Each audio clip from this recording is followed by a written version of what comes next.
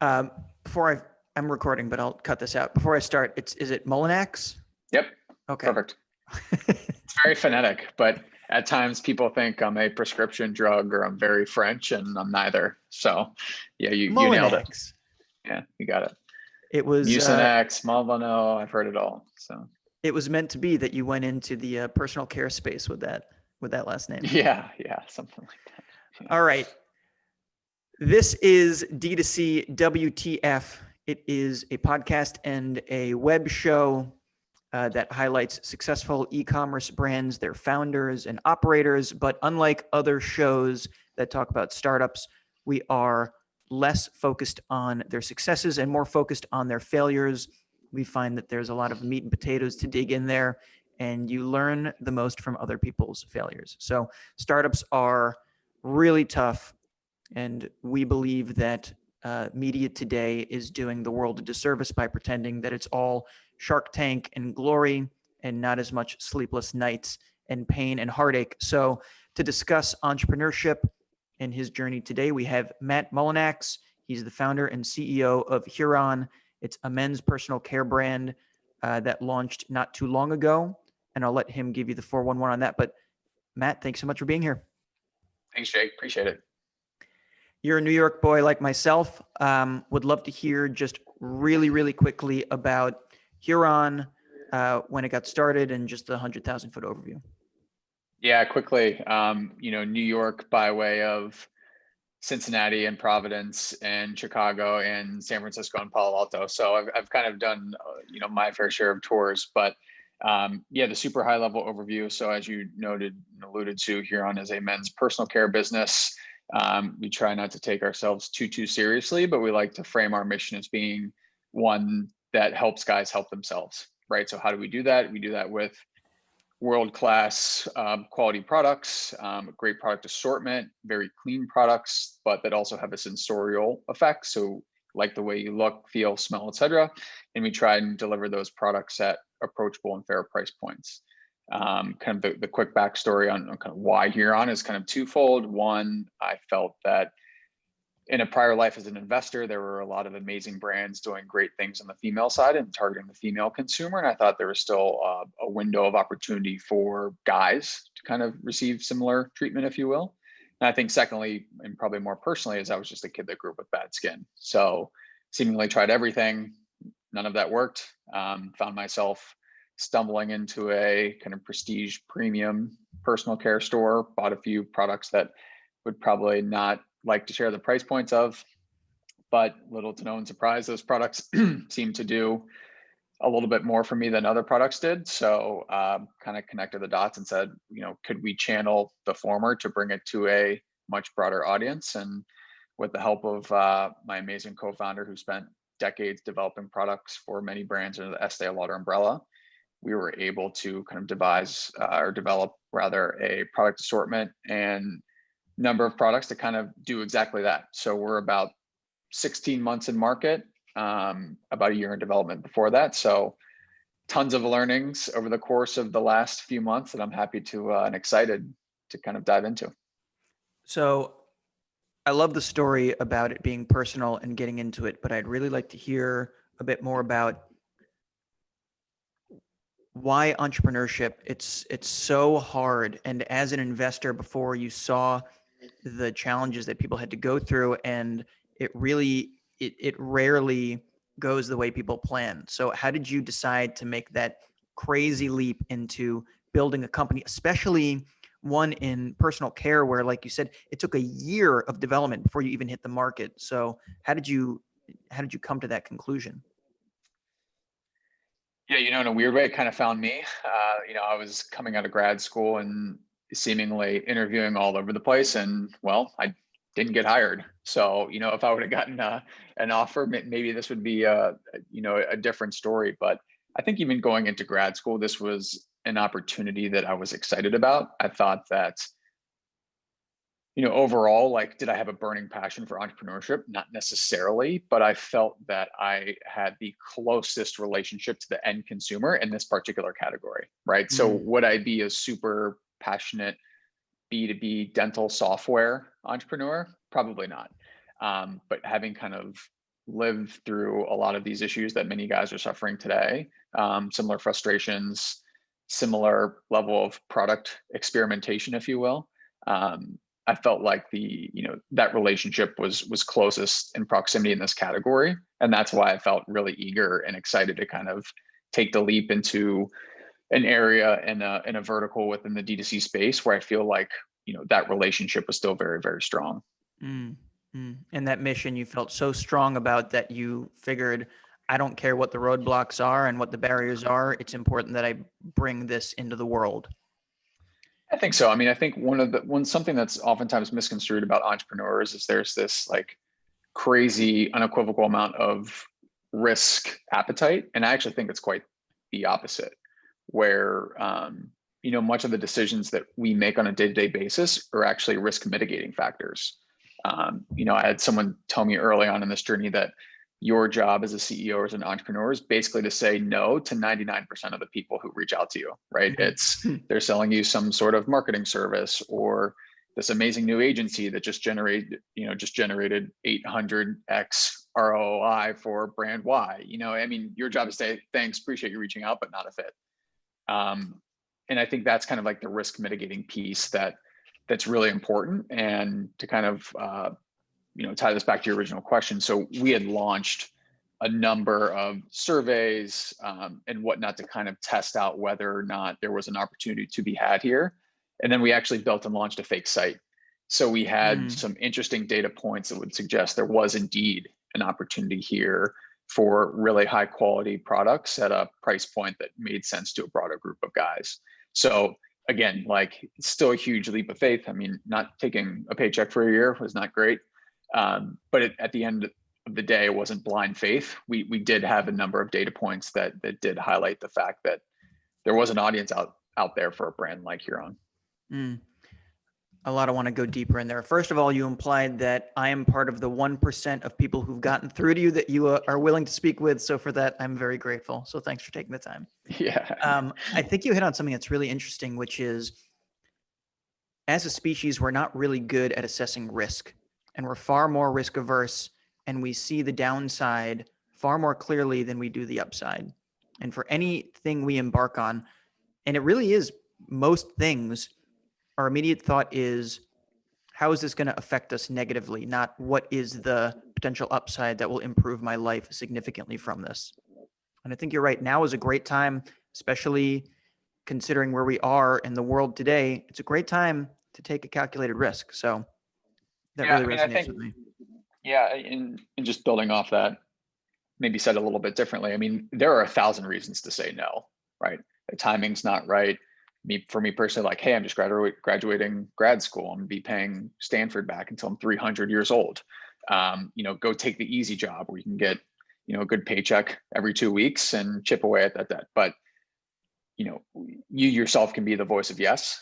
And I think that, there's a lot of upside in taking this risk. And, I feel fortunate in the fact that, if Huron doesn't turn out the way we at all hoped and aspired to, like, I probably won't be homeless. Right. So it's being able to certainly take a calculated risk, but at the same time, there is a notion of betting on yourself and kind of being the voice of yes, where there are a bazillion reasons to say no.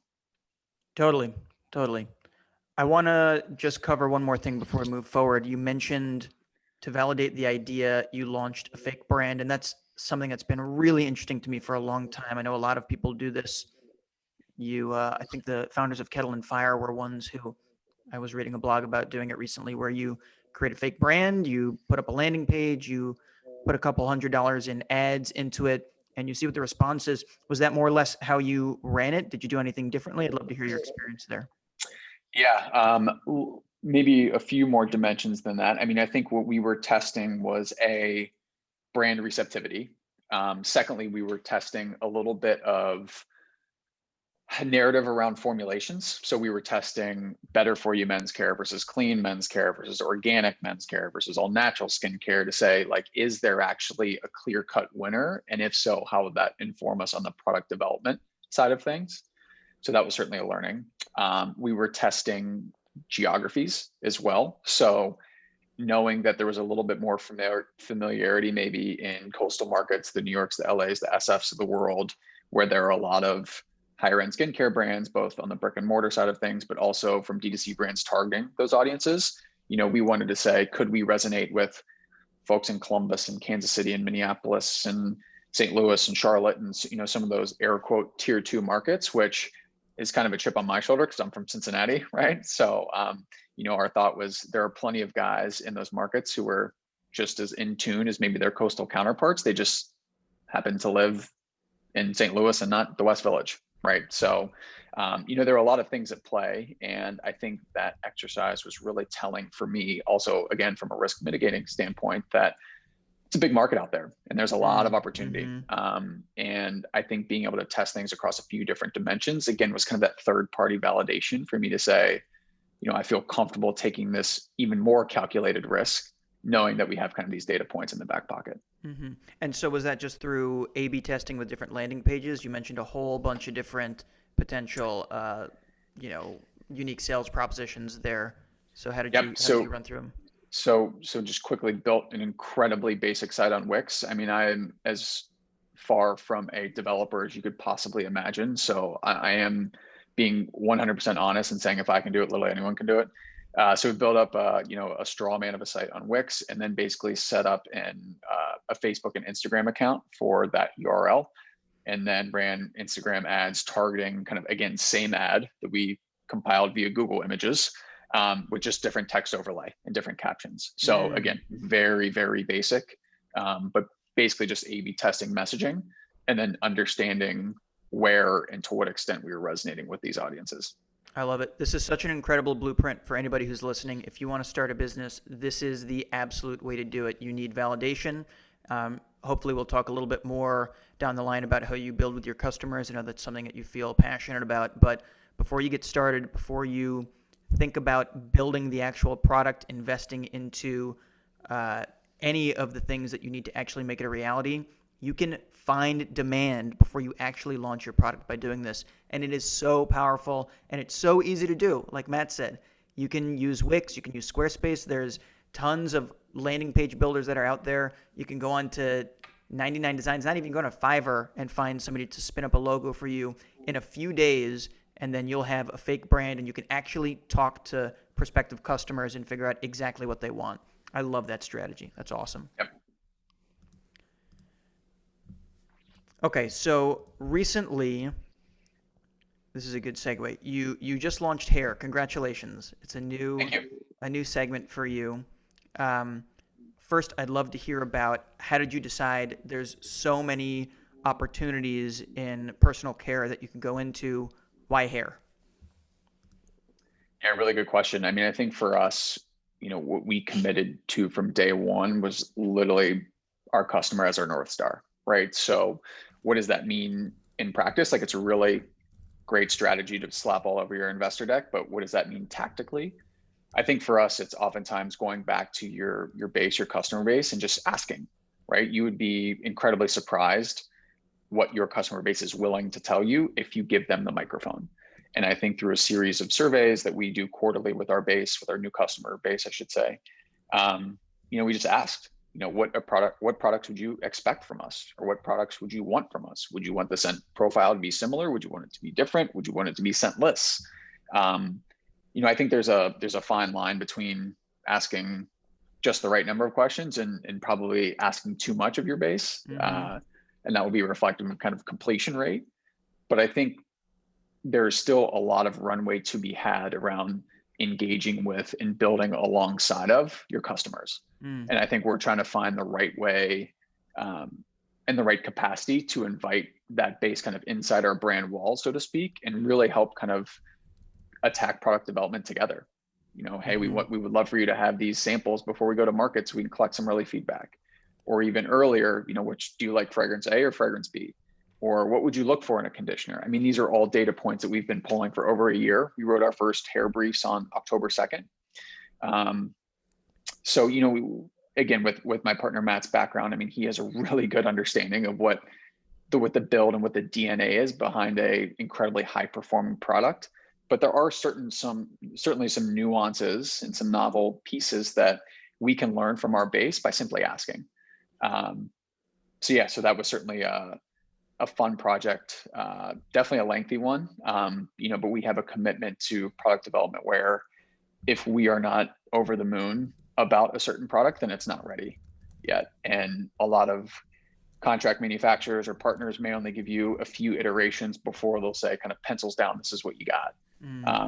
And we've really kind of pushed the envelope on that because we are so committed to creating products in an otherwise busy category that stand out from the competition. Now, when you're collecting this data, is it primarily through post-purchase emails? Is it through pop-ups from Hotjar? How are you usually collecting it? Yeah, we usually just do basic surveys. So we have a type form format, and we say, who within the past 90 days are first-time customers, and we send very personal emails. And we say, hey, we'd love to hear from you. And if you complete the survey, we'll toss in a free product or something. Because you are asking for that very helpful set of feedback, there's got to be a little bit of give on your end as well. So we've been very fortunate around the number of people who have opted in to completing these surveys and really kind of helping us out, because it does certainly weigh on our minds heavily as we're thinking about, especially kind of the later innings of the product development phase, right? When we start to ask and reach out for some feedback before we ultimately go to market. Have you experimented at all with SMS texting with something like that? Not necessarily in this capacity, but we do leverage the SMS platform. I think we're still kind of figuring out where our position is within SMS. I mean, phone numbers are very sacred, right? It's, I think that's probably the one thing you haven't changed since you first got your cell phone, right? Yep. So we want to be very respectful of the inbox, so to speak. But that being said, we're still kind of figuring out what's the right cadence for us. And maybe down the road, maybe that is a wonderful platform to be able to kind of solicit feedback on product. Yeah, very interested in that as a medium in general. It is a new frontier. And texting obviously isn't new at all, but, having the ability to leverage it as a sales channel is new, or at least the perception that people are able to now. Yep. So you gather this information. You figure out what people want next. When are you ready to actually bring in a new SKU? Yeah, good question. I mean, I think it's to some extent it's out of your hands, right? There are certain manufacturer timetables to when you can get on the production line, to how quickly you can get those products to your fulfillment center. I think for us, it was also a little bit of market timing. I mean, I think launching last week was interesting because we were very aware of the election and kind of the emotions surrounding the election. So we kind of wanted to steer clear of that entire week. We were also conscious that Black Friday, Cyber Monday was also kicking off earlier than a lot of people expected. Yep. So we didn't want to miss that wave. So positioning was a little tight, but based on the receptivity that we had, in the first week or so, it seemed to be a hit, which has been really, really exciting. That's awesome.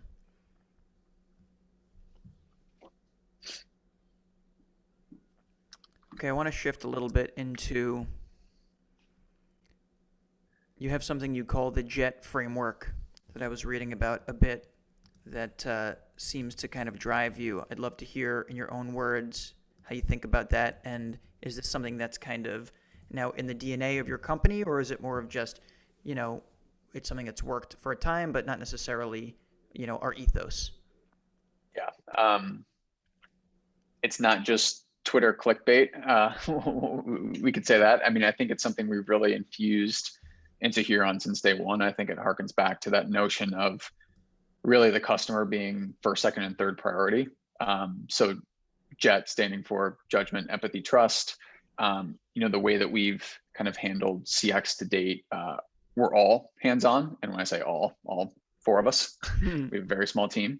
But what my job is to trust that the folks around me and alongside of me from a team standpoint are going to exhibit great judgment, right? So it's not, I don't have to look over their shoulder, or I don't have to make sure that are we gifting too much? Are we not responding to this in the right way, et cetera? It's to have the confidence that they know how Huron speaks and how we act and how we do indeed put our customers first. So that's kind of the judgment piece. Second is empathy. For better or for worse, whether it's a carrier issue, whether it's a fault of ours, whether for maybe our fulfillment center didn't get something out on time, that ultimately ties back to us, right? And that's a pain point. And we've all been on the opposite end of that experience. So for us, it's about exhibiting and exuding really strong empathy, acknowledging those frustrations up front that a customer may have, I think goes a long way. And then lastly is the trust piece. So, how do you make a 6 out of 10 from an experience standpoint, a 10 out of 10? How do you make a 2 and 8? How do you take an 8 to a 12? And I think what we've tried to do is, again, through judgment and empathy, is really kind of meet the customer where he or she is at from a frustration standpoint, try our best to course correct and right size the situation case by case basis. That's where the judgment piece kind of comes in again. And what can we do to kind of reestablish the trust piece that we know is incredibly powerful, especially in today's D2C landscape, where the switching costs on the customer front aren't that high, right? It wouldn't take me as a consumer very long to go find another brand that might be selling similar products. Right. So for us, it's how do we kind of, calibrate that mindset or that framework to say, wow, this started off as a subpar experience, and I've been blown away by the level of experience that I've received thus far. Like, this is the brand for me.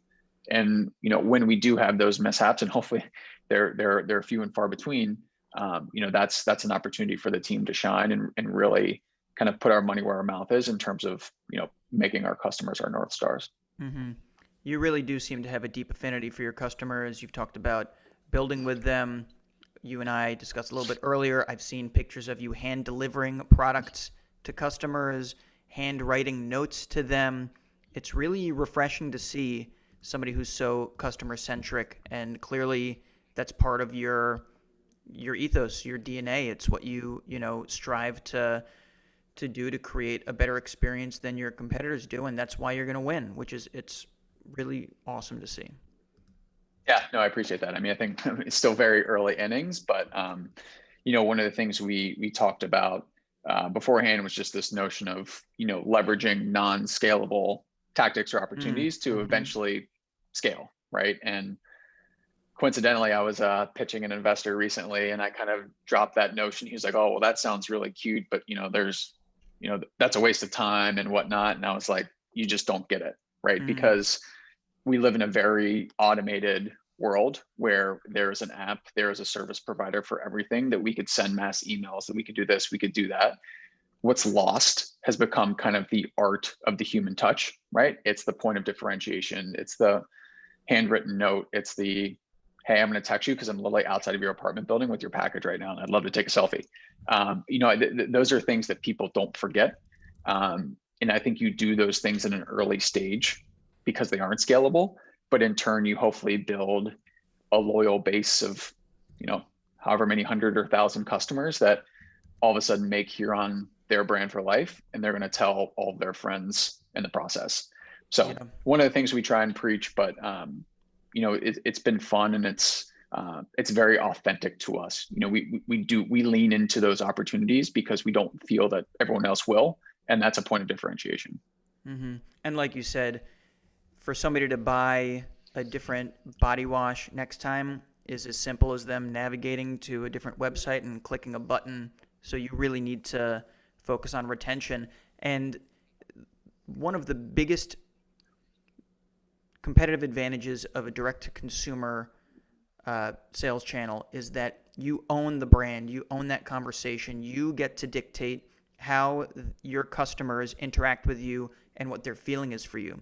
And like you said, when you can build that affinity, that trust, so that when people pick up their body wash and they think of Huron, they think of Matt biking, to Midtown to hand deliver soap for them.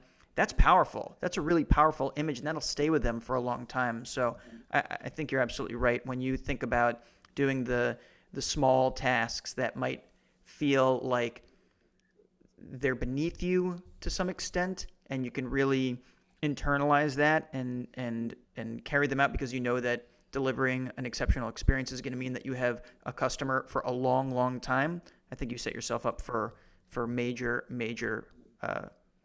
just victory. Yeah. We certainly hope that's the case. I mean, look, we live in a world where switching costs incredibly low.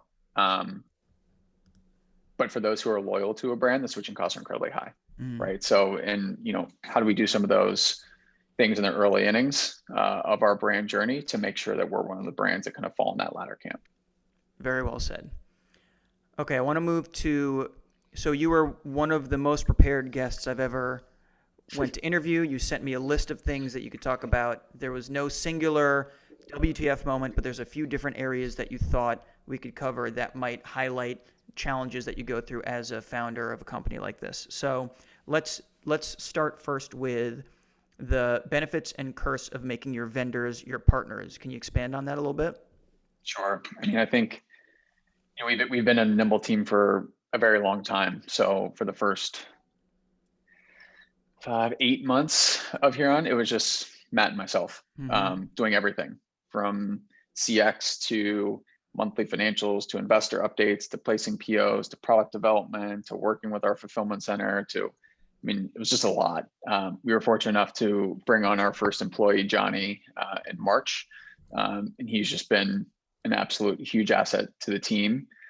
But what we have to do is we have to trust and lean upon our partners incredibly heavily. And when I say partners, I actually mean that. So, in a world where it's very transactionally based from a relationship standpoint, right? You have vendors, you have clients. I can't stand either of those terms. So whenever we work with someone, I'm like, if I hear you call us a client, like that will be the last day that we work together. In the same vein that I will never call you a vendor. This is our partner who handles fulfillment or manufacturing, maybe on the ad buying side for paid channels. But these people are partners because we're going to invite them into the walls of the brand. We're going to overshare with them about how we're doing on a number of different facets, because that allows them more information to go act on our behalf proactively. So it's just a concept that I've kind of ingrained into this brand from the early days, and knock on wood, it's worked out for the most part. Now there's a downside to that, which is when maybe those relationships inevitably don't pan out, right? Because you've invested a lot of time into those people, and the switching costs are high. Yeah. So that's definitely one of the downsides. But I think over the first, call it 2 years, when you kind of include the development window into things, this mentality or this psyche or framework for how we're working with quote unquote vendors has been a huge tailwind for us. Have you had to fire any vendors yet? We have. It's not fun. I mean, it's not fun at all. I mean, those are business decisions. But even looking back on some of those relationships, would we treat the vendor client / partner relationship any differently? And the answer would be no. How do you decide which of those to begin with? You mentioned a few. I mean, fulfillment, manufacturing, obviously you need those if you want to grow at scale. Marketing, paid social, I imagine, starts to ramp up after you've already, built a little bit of a bedrock for you to grow off of. Are there others that you did immediately? Which ones did you wait for? What was the order of operations there? Yeah, I'm not sure if there's necessarily a blueprint around, this is the 100% must-have cadence. They're all important pieces of the puzzle. I think for all of those, especially the earlier partners, the upfront diligence is oftentimes a lot longer, right? Because that's the group that will inevitably get you off the ground in that certain arena. So it's important to do that upfront legwork or diligence work. And I think that's just the end result of a ton of conversations, right? It's me reaching out to folks on Twitter or fellow business leaders that I look up to, or maybe even folks in adjacent capacities, but at similar stages, like, hey, who are you using for fulfillment? Or have you talked to this person or that person? But those kind of those early partnerships that I would say are oftentimes the most important, because at that point, the switching costs are the highest, right? But yeah, that's kind of how we think about that. Okay, another area that you mentioned has been a challenge for you is learning to get out of your own way. I imagine that's a challenge for most founders. I'd love to hear your thoughts on that. Yeah, I mean, challenge in the sense that I sucked at it for the first year or so. I think the quicker that you're aware of the areas that you're not the best at, right? And can not necessarily pass off to someone else, but know your own limitations. I think the quicker you allot the opportunity for the brand to grow and scale. And I think, from my chair as CEO of Huron, I mean, my goal is to be the dumbest person in the room, right? When we do our weekly or daily stand-ups, or we do our kind of weekly touch base at the end of the week and kind of reflecting on the prior week and what's ahead. I mean, the first thing I do is kick it off to another team member, right? Because I once heard that the golden ratio was 2-to-1, 2 ears, 1 mouth. You should be listening more than you're talking. And it actually makes a ton of sense, right? Because our job as leaders is to empower the folks around us to let them do their job, and for you to kind of make sure things are working correctly, but to let those people grow and scale and flourish, both personally and professionally. So again, I think that just circles back to the notion where it's impossible for you to do everything as a business leader. You're going to need help, understand how to allocate those responsibilities, and then kind of get out of the way. There will be growing pains, there will be hurdles, there will be things that are done incorrectly, but those are learnings. And the way we talk about learnings and mistakes are, a learning is a learning so long as it happens once. Happens twice, it's a mistake, right? So let's avoid mistakes and let's keep the learnings not costly, right? And I think we'll be fine. But yeah, the notion of just kind of understanding personal limitations, how to delegate appropriately is something that probably we could all get better at. And it's not to say that I'm there now, still definitely learning, but making strides in that direction. Definitely. Combining that with your last point about vendors and partners, how are you thinking about growth? Are you getting close to bringing on more people? At what point is it time to really put the pedal to the metal and bringing more people in who can be specialists rather than be a scrappy startup team where every team member is doing 5 different jobs?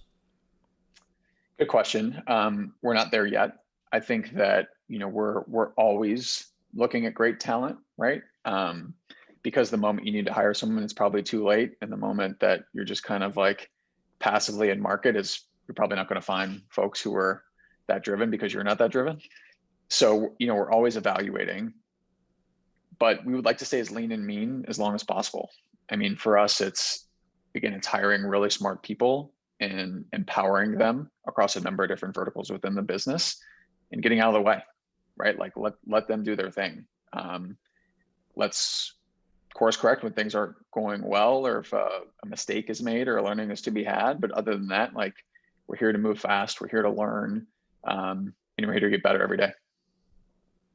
I love that. I want to end on that. That was a great note. I have 1 or 2 things that we can cover after that, but I think that'd be a good stopping point. Matt Mullenax, founder and CEO of Huron.